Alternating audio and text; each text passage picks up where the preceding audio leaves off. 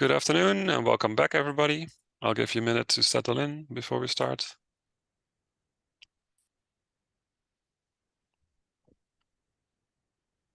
Please mute your mics if possible. Feel free to open your camera so you can see who you are, but that's up to you.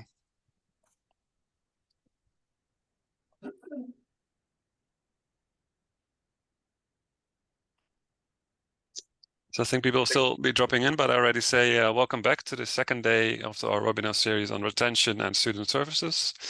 We had an interesting session yesterday where we presented the EADTU task force report on retention.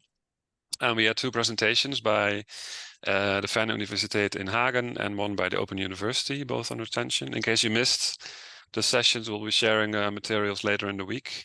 Today we have another two presentations, one by Aras from Anadolu University in Turkey, and one by Marr, who's located in London at Code at the University of London.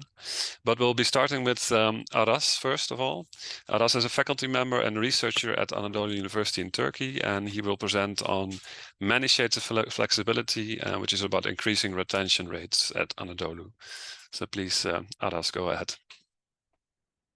Let me share my screen.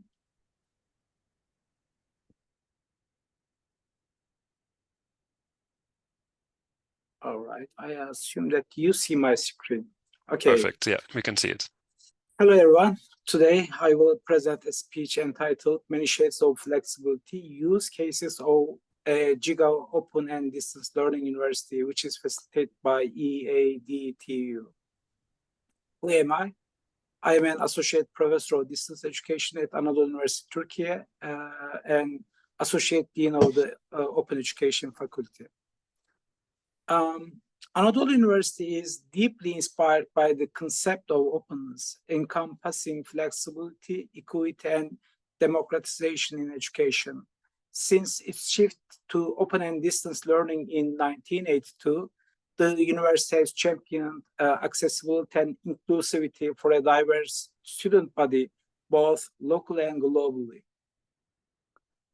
With over 2 million students enrolled annually, Anadolu University is not only the largest in Turkey and Europe, but also one of the largest worldwide. Our programs offered in more than 40 countries, which demonstrates the Anadolu University's commitment to global reach and lifelong learning. Managing such a vast student body comes with its own challenges, especially in terms of dropout rates. Anadolu University has strategically adopted flexibility as a cornerstone to address these issues, challenges, and ensure student success. Flexibility at Anadolu University isn't one-size-fits-all approach. It spans multiple dimensions from pedagogy to curriculum design to financial accessibility and communication strategies, which ensure every student can find a way to succeed. Pedagogical flexibility allows students to choose between synchronous and asynchronous learning formats, self-study materials, and interactive online sessions. Beyond academic learning, Anadolu University supports students' personal growth through learning communities focusing on art, science, and technology. Curricular flexibility empowers students to align their education with career goals or personal interests. Students can retake courses for better grades, pause their studies, or shift between degree levels if needed. These options allow learners to progress at their own pace, which offers an unparalleled adaptability. Temporal flexibility ensures that learners with work or family commitments can access education when it suits them. Self-paced and asynchronous courses let students set their schedules, while synchronous options remain available for those seeking real-time interaction. Spatial flexibility means location is no barrier. Students can study from home, rural areas, or even another country. Exams are also accessible with options for local test centers, home-based proctoring, or tailored accommodations for learners with disabilities. Anadolu University embraces both high-tech and low-tech approaches, from interactive digital books to printed books or different learning materials. This dual strategy ensures inclusivity, addressing the digital divide while enabling seamless learning even during global crises like COVID-19 pandemics or natural disasters like earthquakes. Students have access to 24/7 support through chatbots, call centers, and personalized responses via a request system. Important updates are communicated through SMS, mobile apps, or social media to ensure that students are always informed and supported. Anadolu University's financial flexibility includes affordable tuition and fee waivers for students with disabilities or those affected by crises such as earthquakes. Accessibility, flexibility supports students with special needs through adaptive materials, universal design, and dedicated exam accommodations. Our university's multifaceted flexibility addresses the unique needs of its students, boosting motivation and reducing dropout rates.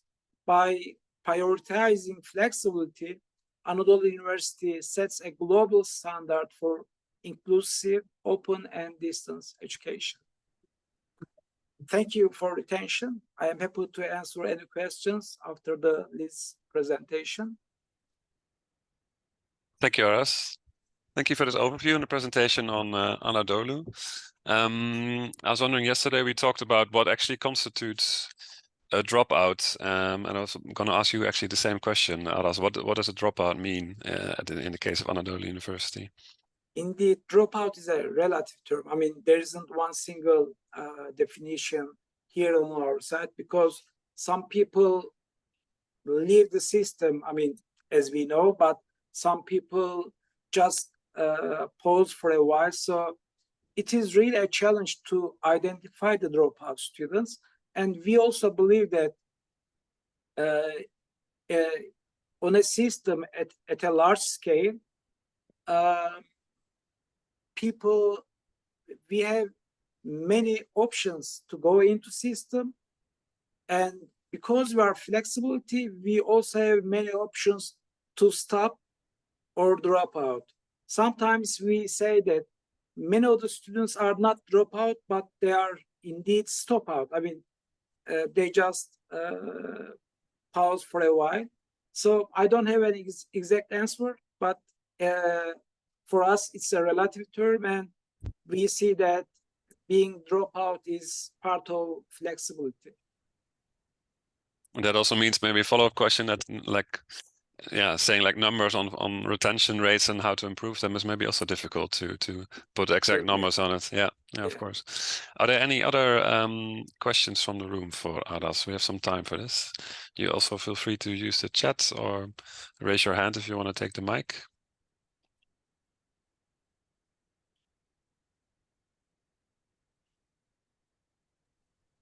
Not at the moment, I think.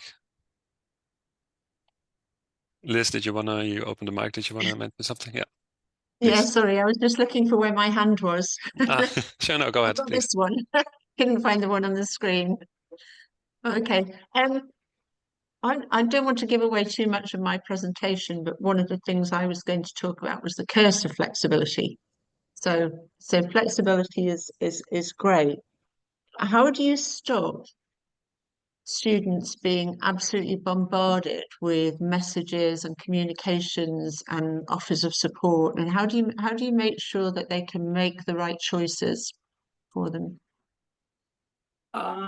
Indeed, most of our communication channels are facilitated on demand. I mean, they can call our call centers. We have a system, and they can write their problems or request any support, and we provide personalized answers. We only use SMS. Indeed, to me, it's not a technology that people still prefer. But even we send an SMS, we don't send it to everyone. We just target, for example, a specific age group or disabled students or a specific program. So we don't send the message to everyone. When it comes to the mobile app, we use pop-up notifications, and we inform that they can control. I mean, if they don't want to take any message from us, it's all right. But if they want to reach us, we are always here. And this can be, as I told you, through call centers, or we have now an AI support to chatbot, and we provide some tailored answers. And at the end of the conversation, we ask them 3 times, were you looking for that answer? No, no, no. If they say no 3 times, then one of the people from the call center reach to the people. So this is what we do. Thanks a lot, Aras. Any other comments or questions before we move on to Liz? So feel free to use the chat or raise a hand, whatever you like. Otherwise, we can move on to Liz, I think. Maybe, Aras, you can still stick around if you have time, of course. I know it's already quite late in the day in Turkey, later than for us here in Central Europe. Thank you, Aras, for your presentation. Then we move on to Liz Marr. She used to be associated with the Open University, but she's now a fellow at the Center for Online and Distance Education, or CODE, at the University of London. So please, Liz, go ahead.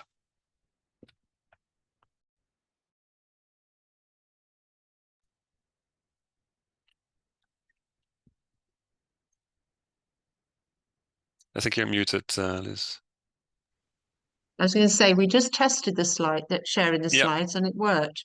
It worked. We'll take a minute. Don't worry.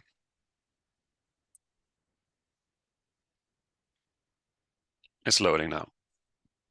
Okay. Yeah, there it is. Hey. Thank you very much.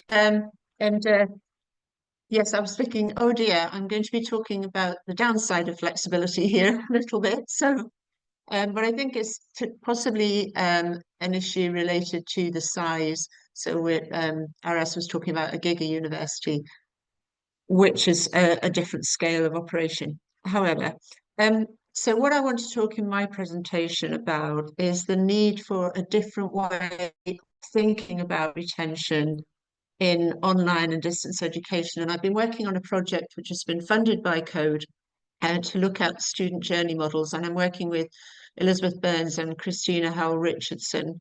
And we have a couple of student researchers working with us as well. I'm defining ODE as open and distance, as online and distance education. So I know it says open in the title, but I want to substitute that with online, because open has a very specific additional dimension which adds to the complexity, but isn't necessarily common to all open universities, or indeed to all universities. I'm also making an assumption, I hope it's a reasonable assumption, that everyone has had a chance to see the EADTU retention report, because I don't want to go over the ground that was covered in there while I'm talking today. So what I want to try and get through is this at a varying pace. So thinking first of all about traditional models and traditional approaches, and then thinking about the online and distance education context, and specifically focusing on some research challenges in relation to flexibility, in relation to student characteristics, and associated with flexibility also the paradox of choice. And then I want to, the last heading there, current thinking and suggestions this is a work in progress, so I'm not near conclusions and recommendations yet, but these are just some interim thoughts and ideas. So, to look at a traditional student journey, it tends to be seen as cyclical, and you'll know from the retention report for EADTU, we use this model here. But there's an assumption that there is a cycle, and this kind of model is usually used as the basis for retention planning. And it assumes that everyone follows the same path through specific points. And it's almost the same assumption about the overall learner journey from primary school to college to university and then into graduation. So it assumes that students are on the same journey, and it assumes that students are experiencing the journey either in the same or very similar ways through being in cohorts of learners who are connected with each other. And there may be some optionality, but it's usually in quite a specific framework. But moving on from that, we know that the ideas about retention in higher education are often supplemented with thinking about things like student engagement, student belonging, commitment, and the communities that people belong to. And there's an acceptance now within the traditional models of a much greater acknowledgement of diversity in the student bodies. So we have age, disability, we have just a minute, I'm just going to move that so I can see we've got people at work, we've got people who are living in remote communities, so they don't necessarily have digital access. And much of the thinking about that has been driven by a Bourdieusian position, which results in the belief that somehow we have to change the student rather than change the university. And that has improved lately, and there's less emphasis on changing the student, but I think that Bourdieusian lens is still at play, both in face-to-face and in online and distance. When we look at the literature around retention in online and distance education, and particularly empirical studies on retention, we see either large-scale statistical studies or small-scale qualitative research. Small scale necessarily because you just can't interview that many people in the time that one has available. And then we see a mix of the two. And the problem with them is that they can't avoid the idea of individuality of a student and the complexity of their lives. So neither those, I was interviewed by the Office for National Statistics the other day for one of their large-scale surveys. And one of the questions was, on a scale of 1 to 10, how happy were you yesterday? And I didn't really know what to answer, so I just said, oh, 7. But the thing is that what use is that number in the context of all the other numbers that they're going to get? So that large-scale statistical stuff isn't necessarily particularly useful. And I have to say, even the interviewer agreed with me. So there you go. There has been work on developing things called personas or ideal types, which construct typical journeys. But I want to suggest that those might be okay for marketing purposes, but I don't think that they are particularly helpful for understanding persistence or attrition. And I wanted to just give an example here. I've listed on the left-hand side all the protected characteristics which we're familiar with under both UK legislation and also UN conventions. So those are the 9 protected characteristics. And then on the right-hand side, I've put some other influencing characteristics associated with the individual. So their employment status, how long it is since they last studied, what prior qualifications they've got, their economic circumstances, etc. So there's quite a number of influencing characteristics. And then what I've done on this slide is to show how complexity is generated just using 2 of those characteristics. So on the left, I've taken employment status, and that can be full-time, it can be part-time, somebody's volunteering, they're working shift patterns, they're self-employed, they're a consultant, they're retired, they might be a gig worker. So there's a big difference between somebody who's working part-time as a delivery driver and as a taxi driver, because the time that they've got available to them is different.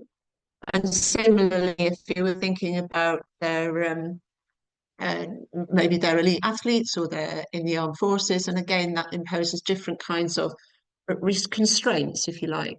And then if you look at disability, I've only just listed a very few of the things that are protected characteristics under disability, but I think it's fair to say that how you might deal with OCD, obsessive compulsive disorder, which is a progressive and long-term condition, and visual impairment as being the same kind of thing, i.e. a disability, but they require very, very different responses. So that's just to illustrate, if you start to look at the intersectionality of all of those different characteristics, it begins to look very, very complex. And I was going to put a picture of spaghetti on there, but I couldn't find an image that truly illustrated just how complex all of that intersectionality is. So what was I going to say next? So the other thing about online and distance education, and that was the things that Aras was talking about. And I absolutely welcome the flexibility that is offered to students who wouldn't have any other options except to study in an online and distance environment. And it's that flexibility that enables them to do it. But there are also features of that flexibility which actually are designed to help, but can also confuse. So you can have multiple start dates. You can start anytime. You can have multiple start points. So you don't all start on the same module. You can have multiple module options. And in some institutions, some large institutions, the number of modules is just phenomenal and results in, I think, many thousand different possible routes through to the same qualification from the same starting point. You've got multiple optional engagement points. So they could be online, they could be face-to-face, but they are optional. And how does the student know which ones are the best to do? And there are multiple breakpoint possibilities where people can stand out. And it's helping students to understand all of that without actually overwhelming them with with information. So what I'm thinking was that what a student is environment is actually finding themselves in a maze, and they have to find their way from one end of the maze to the other. And every student will have their own maze. So if you lay those mazes on top of each other and you've got all the different complications of the different routes, a student might meet another student or several other students at certain points in that maze. They won't necessarily meet the same students, and they could go through without meeting any at all. And that complexity is something that I think it's flexible, but it's also so complex that sometimes we find it difficult to get the messages out that we need to. So this slide I've used before, and the cone on the left shows the reduction in student numbers over key points in a typical student journey. So you'll see at the top, you've got 100% of students who've inquired. By registration, you've lost 15% of those. By the time you get to study and the first assessment, you've lost another 10%.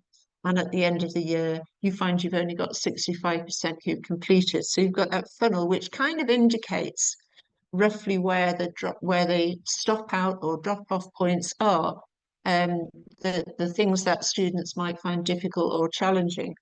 But I think what the actual experience is more like is like the vortex on the right-hand side, in which students are either flung off or jump out at multiple points in the journey, because every student is different and every student is having a different and individual experience. So if we start to look at then to overlay all of that complexity with the stuff that happens, I've called this, but this is stuff that we've seen in the EADTU report, and I'm not going to go through it all here, but there are active and active or passive causes of retention. So people deliberately saying, right, I'm going to step out because I suffered a bereavement or I've changed my job. or actually this isn't what I thought it was. And people also passively withdraw. They don't tell anybody they're going, they just stop engaging and they disappear. And one of the problems for very large institutions is knowing when students are passively withdrawing or when they're just having a rest. So being able to catch them at the appropriate point. And then there's another area which I think is also important, and that's where students don't make the necessary academic progress, not necessarily because they are at fault, but because there are things that happen that prevent them from engaging with their academic studies in a way that is conducive to success. So just looking at the literature, this is a culled from an article by Yilmaz and Karatas, why do open and distance education students drop out? And they've come up with, in fact, they were basing the work on Rovi, who would originally drawn a traditional model of attrition and found multiple additional factors which influence. And so it gets really, really complex when you think about the different characteristics, the different types of flexibility, and then all of the different things here around the instructor characteristics, the institutional commitment, course availability, all of those things that happen in a university make it even more complicated. And I'm quoting you here, Aras, if you're still here, because I was struck by this. There's neither a single factor can be held responsible for student dropout, nor can a single formula ensure persistence. So what to do? So you can put your head in your hands and give up, or you can think, well, what can we do? So this is my current thinking, and just checking on time. I have no idea where I'm up to. Stefan, am I okay for time still? Absolutely, yeah, please, yeah, definitely. Yeah. Have time. Yeah. Okay, thank you. So, my current thinking is that there is no single student journey in ODE or ODL. And I don't think there's actually a single student journey nowadays in traditional face-to-face HE.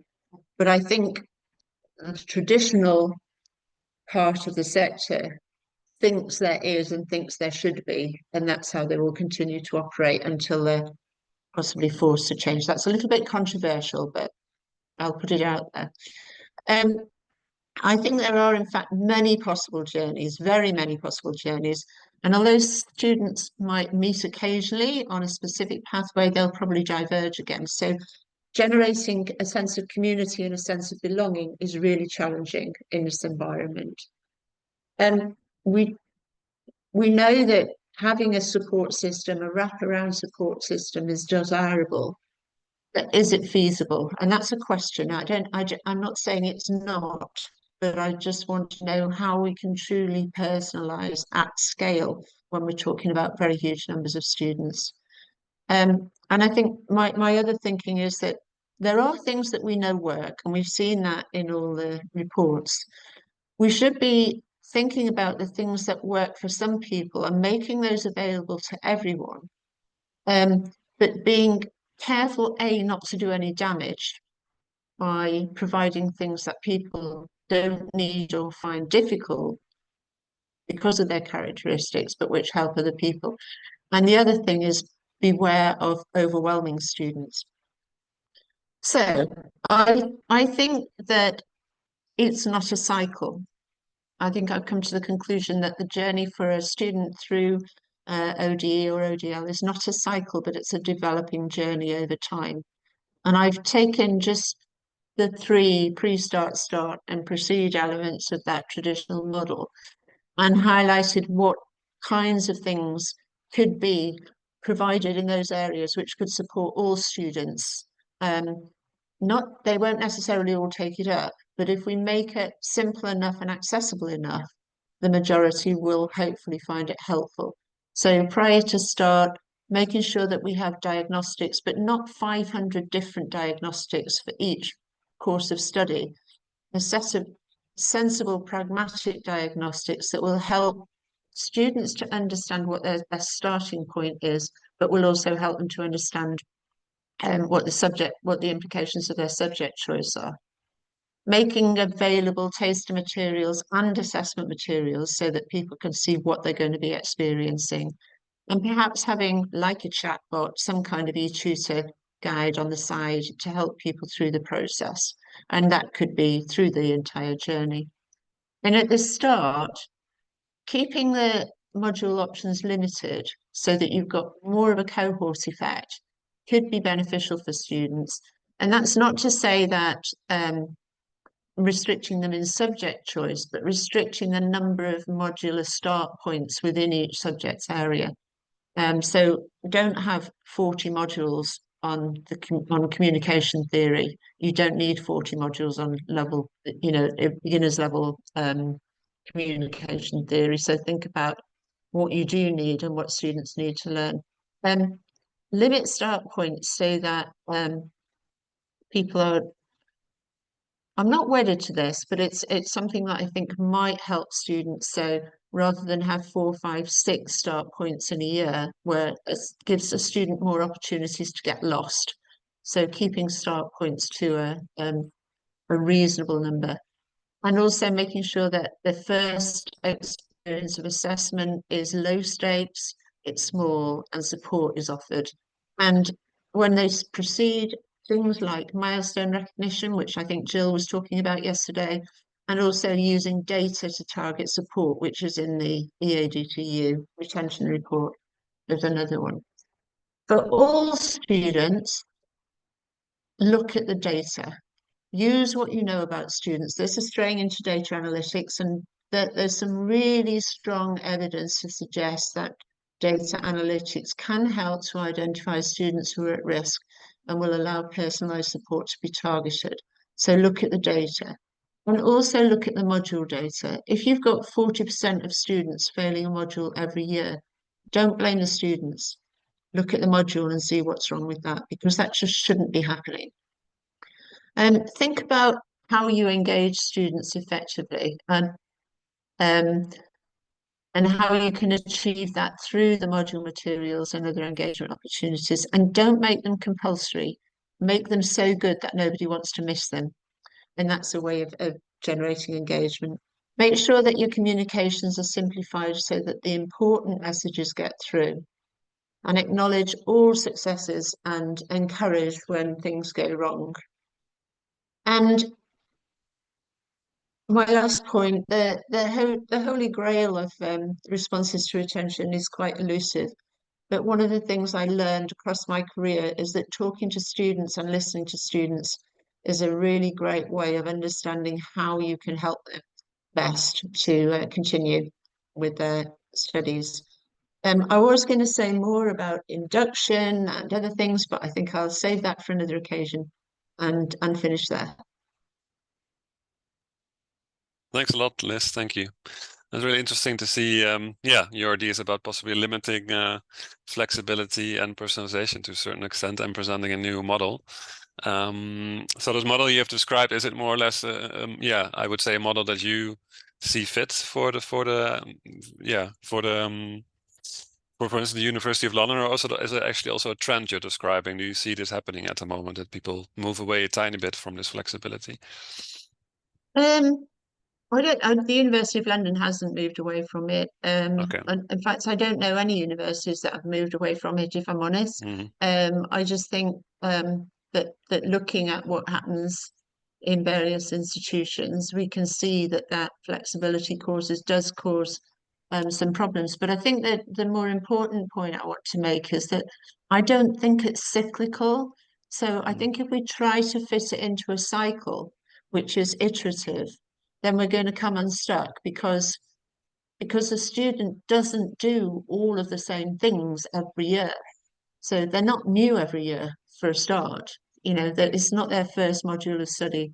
It might be their second or third module of study. So when thinking about things like, well, we had induction, we provided induction for students studying their first module. We don't want to make them go through it again when they're studying their second module, even though that might be a first module for other people. So how do you fix that? So how do you make that journey so that the student has the experience of all of the things that they need, but doesn't have it duplicated and also has it at the point of need. So really thinking about, well, we know a student needs to know this, this, and this. Let's tell it them all as soon as they've enrolled and hope they remember it. Mm. Or hope they remember where to find it. It doesn't work, we know that. So so I think that reconceptualizing it as a developmental journey rather than an iterative cycle is possibly the direction I'm going, but I can be persuaded otherwise.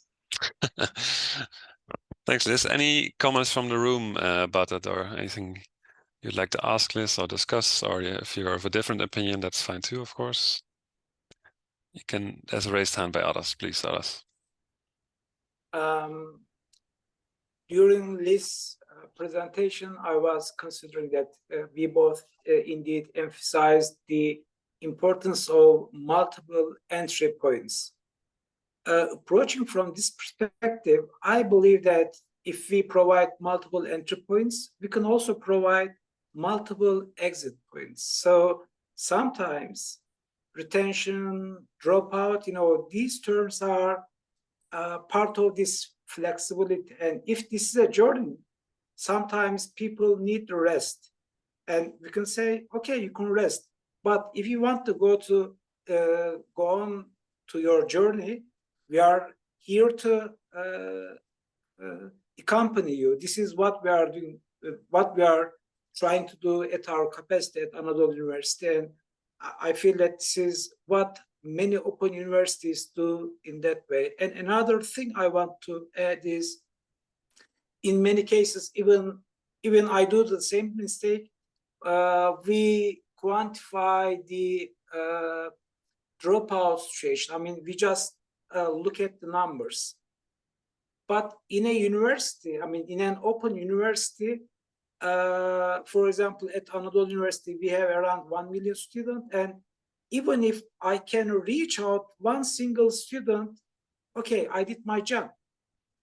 Because my purpose is to accompany them during their lifelong journey. This is what I feel.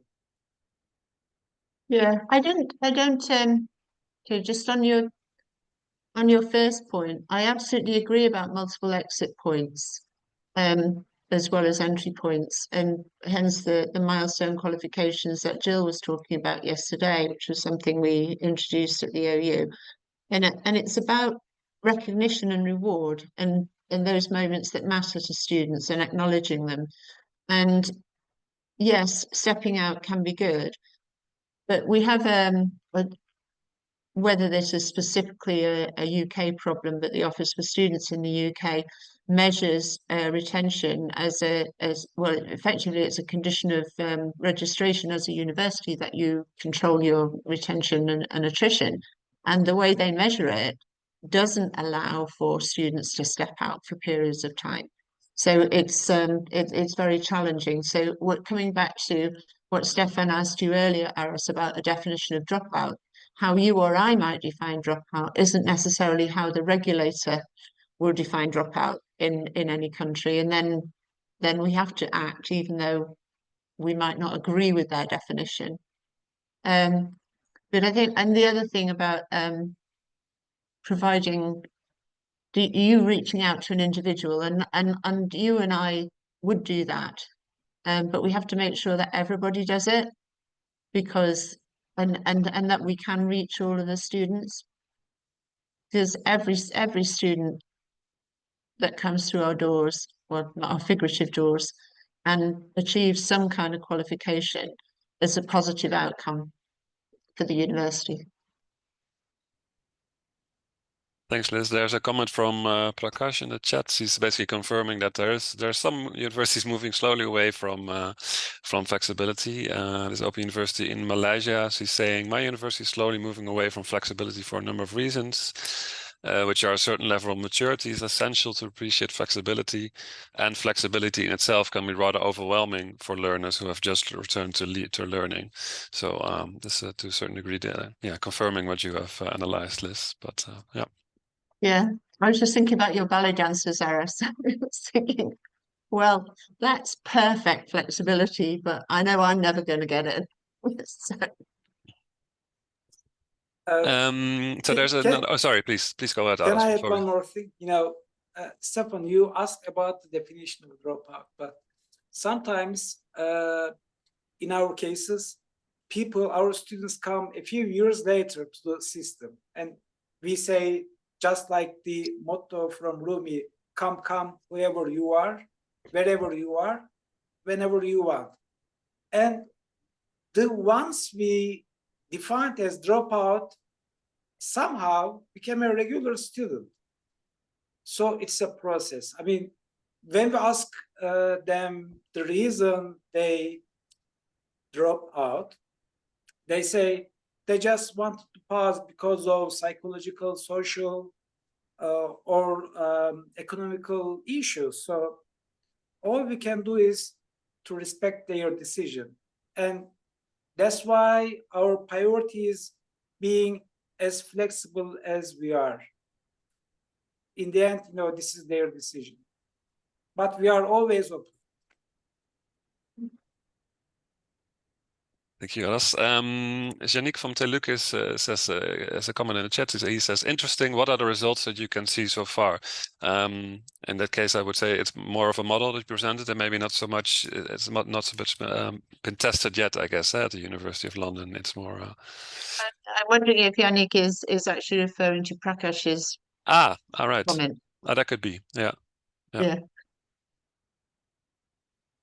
I don't know, Yannick, if you want to take the mic shortly, feel free. If you want to explain your question shortly, or add it in the chat. I think Prakash is already Prakash has answering. put the answer in. So. It was my fault for interpreting the question wrong. But any other questions for Aras or Liz? That's an amazing increase. Although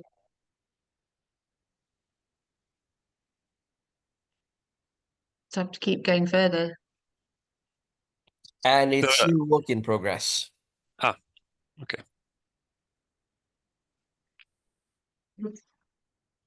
Thank you, Prakash.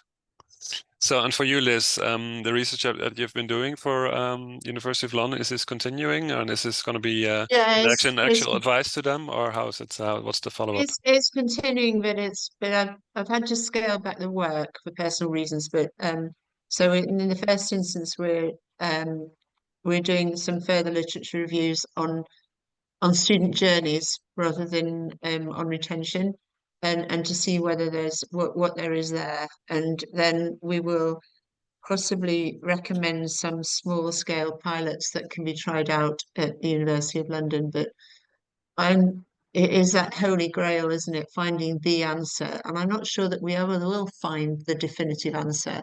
I think we'll find lots of really good things to do and to try, which will help us to improve. Because at the end of the day, and it isn't just about, we have to make sure that our retention rates are improved. It's about outcomes for students. And students make a commitment when they start to study. They can make a financial commitment, they make an emotional and a psychological commitment. And if something goes wrong with that, it's not good for them. So I think for the sake of our students, we need to make sure that we can do everything that we can, even if we don't find the ultimate answer. But I think Aras is absolutely right when he pointed out in his paper that there's a plethora of different experiences. So there isn't a single formula. It has to be a number of different initiatives. Thank you. There's another question in the chat from Yannick, but it's actually to Prakash. But Prakash, if you want to take the mic to shortly answer to everybody, that would actually be welcome, if you're still here. Yeah, I'm still here.